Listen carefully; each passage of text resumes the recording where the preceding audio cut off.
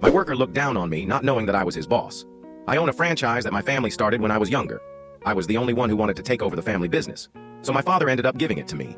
He gave me 2 restaurants before he passed away, and now I own 12 restaurants. I hired my family members, including my nephews and kids, to manage my stores so they could learn how to expand the family business when I'm gone.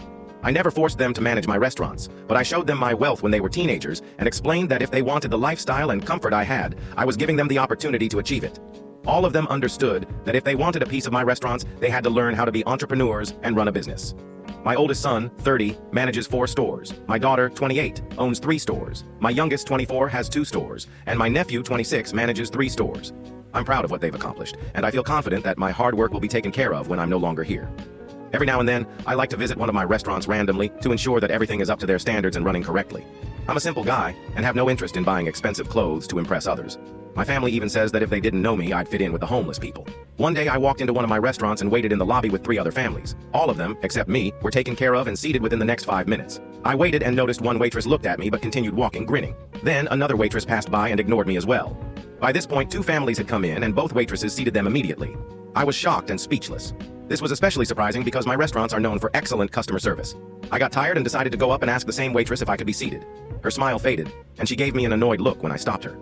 I apologized and asked when I would be seated, as I had been waiting patiently for more than 45 minutes. The waitress, still annoyed, told me to wait patiently while someone would come to seat me. 5 minutes later, another family came in and asked to be seated. The same waitress immediately took them to an empty table.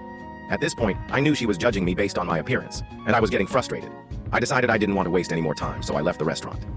10 minutes later, I was fuming with anger, having never felt so disrespected in my life. I decided to return 30 minutes before closing, around the time my son usually does paperwork at the store. When I walked in, the first thing I saw was the same waitress in the lobby.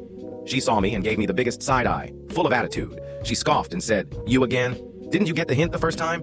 I was shocked and angry. I asked, "Excuse me, do you not know how to treat people with respect?" She looked even more annoyed and replied, "Listen, old man, we're about to close and this restaurant doesn't serve, people who dress like you." I was speechless and furious. Just as I was about to start yelling, my son walked by and asked, "Dad, what are you doing here?" I looked at him angrily and said, "Who the hell is this girl and how did you manage to hide someone so disrespectful?" My son, already looking worried, tried to calm me down and turned to the waitress in a serious, quiet tone.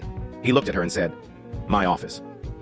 Now, I had some time to calm myself down as I walked into my son's office. I looked at the waitress and said, "I want your friend here too." I hadn't forgotten about the other waitress who had ignored me when I first arrived. My son, sitting quietly, then spoke. "Do you realize that this man is my father? The one who owns all 12 of the restaurants in this city?" Both waitresses went silent, then started apologizing. I cut them off mid-sentence and said, "Save it because..."